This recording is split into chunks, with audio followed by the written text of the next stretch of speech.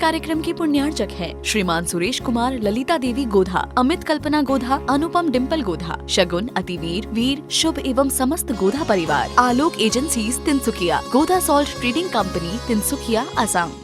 दिगंबर योगी बीतरागी तपोधन धरती के देवता मुजराजों की धर्म में अलौकिक वृत्ति होती है। जयवंतो ये धरती के देवता बीतराग तपोधन दिगंबर श्रवण, जो धरती के देवता मुनि स्वयं की निंदा तो करते हैं परंतु कभी पर की निंदा नहीं करते। अलौकिक वृत्ति, मुनियों की वृत्ति अलौकिक वृत्ति है। ये निंदा करते हैं। आपको महाराज भी निंदा करते हैं कि हाँ महाराज निंदा करते हैं, पर की नहीं, अपने स्वयं के दोषों की निंदा करते हैं। अपने से जो दोष हो गए उनका प्रतिकोण करते हैं, आलोचना करते हैं, प्रत्याख्यान करते हैं। ये दिगंबर विराज हैं। स्व की निंदा तो करते हैं पर की निंदा कभी नहीं करते। तप करते हुए परिचय उपसर्गों को तो समतापूर्वक सहते हैं पर दूसरों पर कभी उपसर्ग नहीं करते हैं।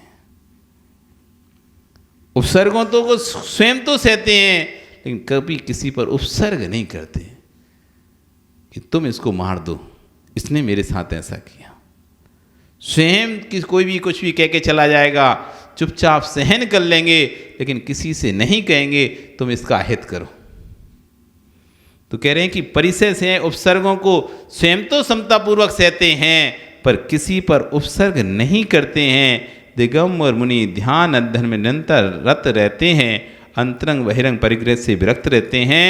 बीतरागी श्रवण ज्ञानोपकरण संयोपकरण मात्र को धारण करते हैं। ज्ञान उपकरण शास्त्र स्वाध्याय लेखनी शास्त्र आदि लिखने के लिए, संयम उपकरण शारीरिक शुद्धि हेतु कमंडल मार्जन हित पिछिका। मुजराज साधना काल में निरंतर जागृत रहते हैं। मुजराजों के पास साधना के जो उपकरण होते हैं उन उपकरण को छोड़कर शेष उपकरण को त्याग करते हैं, अपने साधना काल में जागृत रहते हैं। दिगंबर श्रवण समत्व भाव में स्थापित रहते हैं। जो समत्व का भाव है, जो समता का भाव है, वही श्रवण का आभूषण है और वही श्रवण है और वही सम्यक्त है। जो श्रवण है, जो श्रम करते हैं उनका नाम श्रवण है। ये श्रवण जो श्रम करें उनका नाम श्रवण। कौन सा श्रम? ये कसायों को अपने ऊपर हावी नहीं होने देते, यही इनका श्रम है। 24 घंटे क्या ही करते हैं महाराज? 24 घंटे क्या करते हैं आप? कोई व्यापार नहीं करते, कोई कार्य नहीं करते, फिर क्या करते हैं? तब भी आप श्रवण क्यों कहलाते हैं? कौन सा श्रम करते हैं? ये श्रम करते हैं, अपने ऊपर विषय वासनाओं को हावी नहीं होने देते, अपने ऊपर कसायों को के माया जाल को, भ्रम को, है ना, कसाय के माया जाल को अपने ऊपर आने नहीं देते हैं। ये श्रम करते हैं। इसका समता भाव ही श्रवणों की पहचान है। ऐसा कहें कि श्रवण का दूसरा नाम ही समता है, तो समता का दूसरा नाम श्रवण है। पहचान यदि श्रवण की है तो समत्व से है। श्रवण की कोई पहचान है तो उसका नाम है समत्व भाव। नग्न मुद्रा पिशी कमंडल ये बाह्य चिन्ह है और समता भाव ये अंतरंग चिन्ह है। बाहर से पहचानना है कि दिगंबर मुनि है कि नहीं है तो पिशी कमंडल नग्न वेश देख लो, और अंदर से पहचानना है कि बाहर के तो मुनि हैं, अंदर के मुनि हैं कि नहीं है, तो समत्व भाव को देख लो। कितना समत्व भाव है, कितने समतापूर्ण परिणाम हैं, कितनी कथाओं से विरक्ति वाले परिणाम हैं, विषयों से विरक्ति वाले परिणाम हैं। ये मुनि है, अंतरंग बहिरंग मुनि की परिभाषा दे रहे हैं। बीतरागी मुनि विश्व मैत्री के विशिष्ट सूत्र विश्व के प्राणियों को प्रदान कराते हैं, जो संसारी प्राणियों के संसार के दुखों से निकालकर उत्तम सुख को पहुंचाता है। ये धर्म कहलाता है और ये धर्म सम्यक दर्शन ज्ञान और चारित्र रूप होता है। धर्म किसे कहते हैं? जो सम्यक दर्शन जो प्राणियों को संसार से निकालकर उत्तम सुखों की ओर ले जाए, उसका नाम है धर्म। और ये धर्म सम्यक दर्शन, सम्यक ज्ञान और सम्यक चारित्र रूप कहलाता है। यही संसारी जीवों को दुखों से छुड़ाकर आत्मा को उत्तम सुख में स्थापित करता है। मोह क्षोभ से रहित परिणाम ही चारित्र हैं, वही धर्म है, वही आत्मा का स्वभाव है, स्वभाव ही धर्म है। जो जाति से श्रेष्ठ होता है वह रतन कहलाता है। आत्मा सर्वभावों में सम्यक दर्शन, सम्यक ज्ञान, सम्यक चारित्र परिणामों ही श्रेष्ठ हैं, अतः यही आत्मा के उत्तम रतन हैं। ज्ञानी शून्य कितने भी हों, यदि अंक रहित हैं तो कोई मूल्य नहीं है। एक बार आपको बताया था ना कि चेक पर हमने कितने भी शून्य रखे तो चेक की कोई कीमत नहीं है। उस चेक की वैल्यू तभी है जब अंक है। तो हमारे पूजा पाठ की वैल्यू भी तभी है जब सम्यक रूपी अंक है। यदि सम्यक रूपी अंक नहीं है तो हमारे पूजा पाठ शून्य रूप में तो रहेंगे और अनेक शून्य हो जाएंगे, लेकिन वे शून्य ही कहलाएंगे, कोई राशि नहीं कहलाएंगे। अंक तो मूल्य है, अंक नहीं तो शून्य ही शून्य है। अंक का मूल्य किसका है? शून्य का कि अंक का? कीमत किसकी है? अंक की या शून्य की? हमन को लगता है कि शून्य की कीमत है। देखो, एक शून्य बढ़ो तो 10 हो जाते हैं, 2 शून्य बढ़ो तो 100 हो जाते हैं, 3 शून्य बढ़ाओ तो 1000 हो जाते हैं, 4 शून्य बढ़ाओ तो 10,000 हो जाते हैं, 5 शून्य बढ़ाओ तो 1 लाख हो जाते हैं। तो कीमत किसकी लग रही है आपको? शून्य की नहीं लग रही?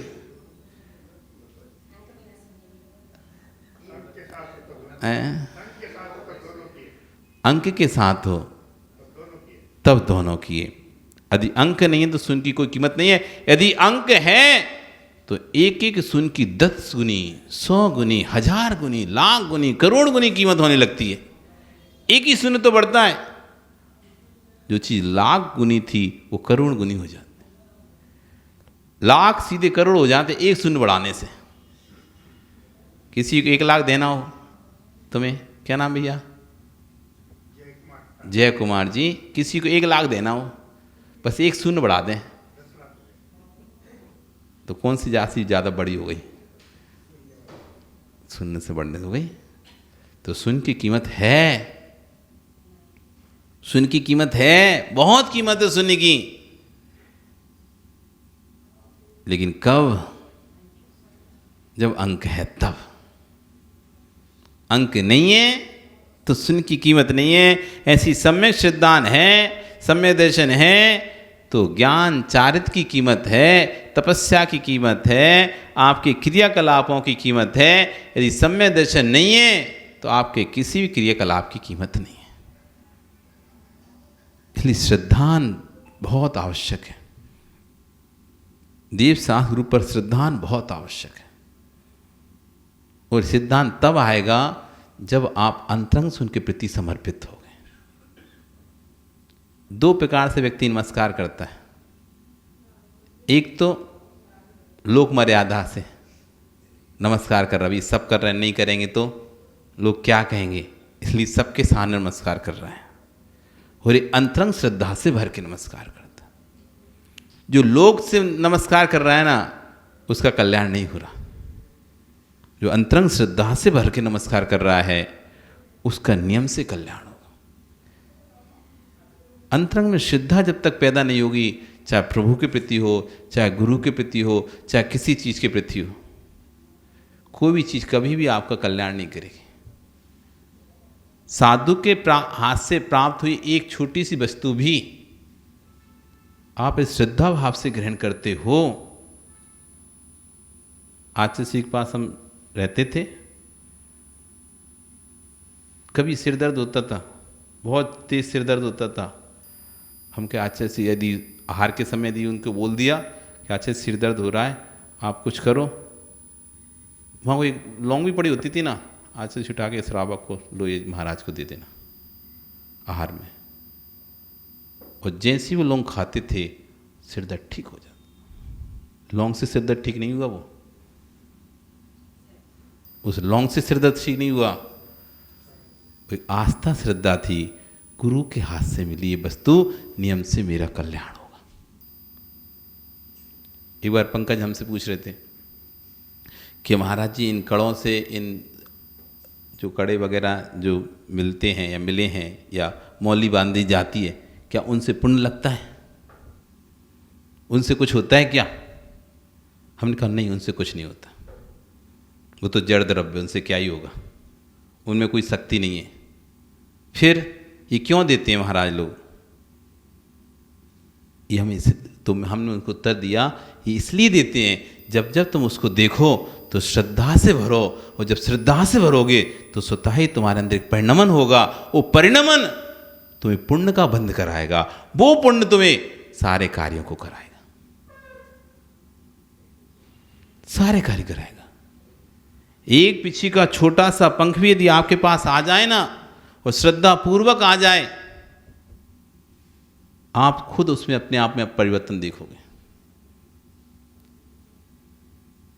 आदमी पिछी लेने के लिए दौड़ता है गुरुओं की, क्यों? पिछियों से आशीर्वाद दो क्यों? और फिर जिसके पास पिछी आ जाए तो। जब पहली बार हम आचार्य विश्व साहब महाराज जी जुड़े तो हमने कह दिया था, वहाँ पर चतुर्मास हुआ तो हमको दूसरी संघ में जाके दीक्षा लेनी थी, आचार्य विद्यासागर जी संघ में दीक्षा लेनी थी। उन्हीं से हमने व्रत लिया था 5 साल का। लेकिन जब आचार्य विश्वेश्वर जी महाराज आए तो उनका प्रवचन सुना, उनकी क्रियाएं देखी, हमको बहुत अच्छा लगा। तो जो हमारा फ्रेंड सर्कल था वो हमको रोका, तुम कहाँ जा रहे हो, मत जाओ, यहीं रहो। तो मैंने कि देखो अपन कल्याण करना है अपना, किसी व्यक्ति विशेष से तुम्हें राग है नहीं है, कि किसी आचार्य विशेष से राग हो। कल्याण तो आचार्य कराएंगे नहीं, कल्याण तो हमें खुद करना है। वो दीक्षा दे सकते हैं कोई व्यक्ति, लेकिन भाव नहीं दे सकता।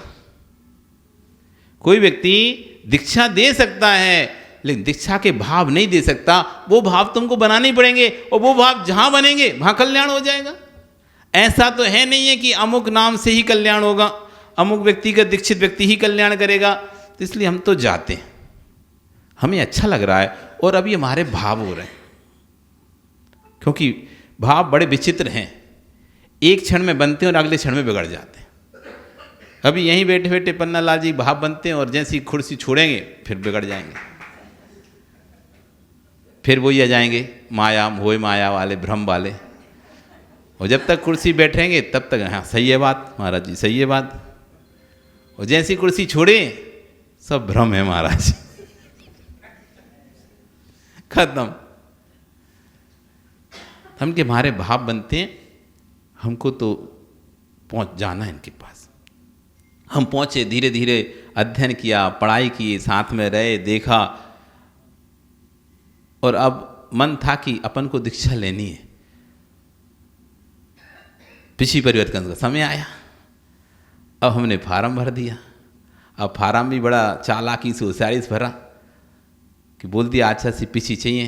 किसको चाहिए? घर में चाहिए। कौन लेगा? मैंने हम लेंगे, तुमको नहीं देंगे, तुम्हारे मम्मी पापा को लेके आओ, जब वो कहेंगे तब देंगे। अब मम्मी पापा किसके मानते इतनी जल्दी से? तो हमने कहा ठीक है ले आएंगे, पर हम बस उनको इतना ही खिलाएंगे, हाँ दे दो इनको पिछी, है ना, पिछी दे दो, इतनी बुलवाएंगे और कुछ ज़्यादा नहीं खुलवाएंगे। और हम घर गए, अब कैसे लेके जाएं? हमने कहा पापा पिछी चाहिए क्या? कि किसकी? महाराज जी की। वे तो खुश हो गए, पिछी महाराज जी की मिल जाएगी अपन को? हाँ मैंने की मिल जाएगी। कि क्या करना पड़ेगा? कुछ नहीं, आपको जाके बोलना पड़ेगा हाँ दे दो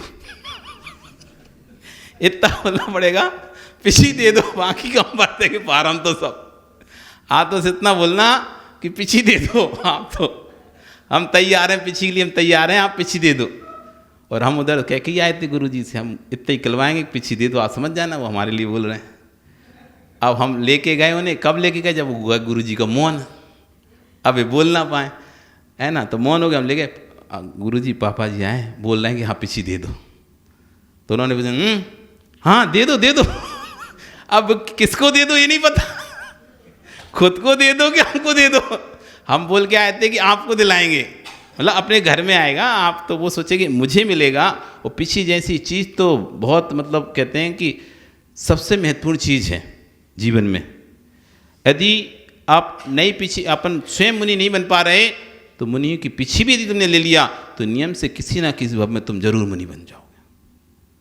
किसी ना किसी भव में उस मुनि पद के संस्कार रहते ना, संस्कार आज पीछी पुरानी पीछी लेने के संस्कार डाले हैं, कभी नई पीछी लेने के संस्कार ही पड़ेंगे उस घर में। और पुण्यात्मा जीव हैं जिनके घर में पीछी पहुंचती है। तो अब आप हमारे पिताजी जो ऑलरेडी पंडित तो उन्हें तो इसका महत्व पता ही था पीछी का, तो वो तो किसी के तो नहीं छोड़ना चाहते थे, तो उन्होंने जैसा जैसा हम बोले वैसा वैसा वो करते गए। हाँ हाँ हाँ पीछी दे दें, हाँ दे दो सब। उनको कुछ नहीं पता था कि किस प्रकरण क्या चल रहा है, क्योंकि प्रकरण तो कुछ बताया नहीं था, बस इतना ही बताया था पीछी मिलेगी। वो तो एक पंख ही मिल जाए भाई उसमें खुश थे, लेकिन पूरी पीछी वो भी गुरुजी की मिल रही हो तो फिर तो और बड़ी बात। संख्य आचार्य की मूल नायक की कहते हैं, जैसे अब अभिषेक होता है तो आप बाकी सबके तो अभिषेक सबके होते हैं, लेकिन जैसे मूल नायक की डाक लगती तो आप फटाफट बढ़ाने लगते हो। क्यों? अभिषेक तो सभी एक से हैं और प्रतिमा की भी एक से एक है, लेकिन मूल नायक का कुछ विशेष ही रहता है। ऐसी संख्य मूल नायक की पीछे अब भर दिया पाराम, सब कुछ हो गया, पूरा क्लियर हो गया। अब स्टेज पर जब पहुँचे तो हम धीरे से पहुँच गए। आचार्य से पीछे मिल रही नहीं मिल रही आपकी? तो आचार्य से दूसरे महाराज के पास भेज दिया हमको।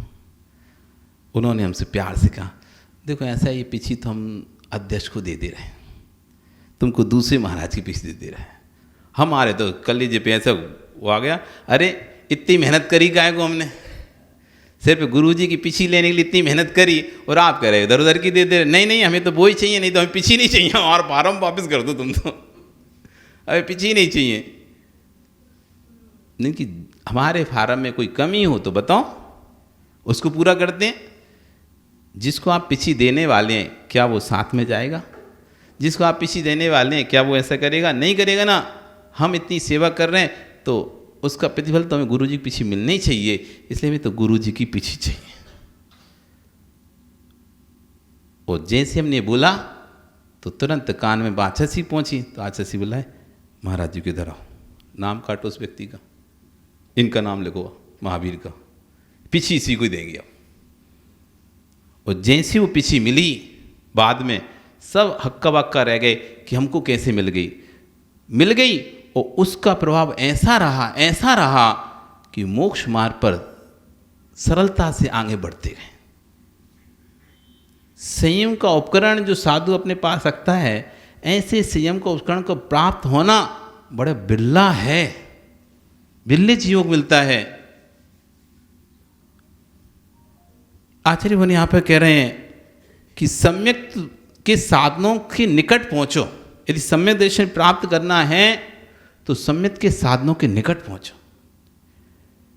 जैसे जैसे हम वस्तुओं के निकट पहुंचते हैं सम्यक की, व्यक्ति पहले तैयारी करता है, कार्य तो बहुत बाद में होता है। आपको भी खाना बनाना होता है ना, पहले आप तैयारी करते हो, आटा का डिब्बा निकालोगे, आटा निकाल के रख लोगे, मसाला रख लोगे, सब्जियां छील के रख लोगे, पहले बाहरी तैयारी करते हो। जब बाहरी तैयारी हो जाती है तब सामग्री बनाते हो।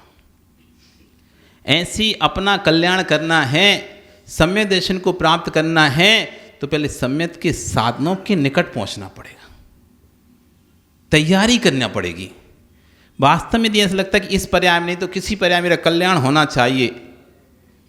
होना चाहिए, ऐसा अंतरंग से भाव आपका अंदर है तो आपको सम्यक के साधनों के आसपास घूमना चाहिए, उन सम्यक के साधनों को संचय करना चाहिए, उन सम्यक के निकट साधनों के निकट रहकर अनुभूति लेना चाहिए। तब जाकर आप सम्यक दर्शन को प्राप्त कर पाओगे, तब जाकर आप अपना कल्याण कर पाओगे। इस कार्यक्रम के पुण्यार्चक थे श्रीमान सुरेश कुमार, ललिता देवी गोधा, अमित कल्पना गोधा, अनुपम डिम्पल गोधा, शगुन, अतिवीर, वीर, शुभ एवं समस्त गोधा परिवार। Alok agencies Tinsukia, Godha salt trading company Tinsukia, Assam.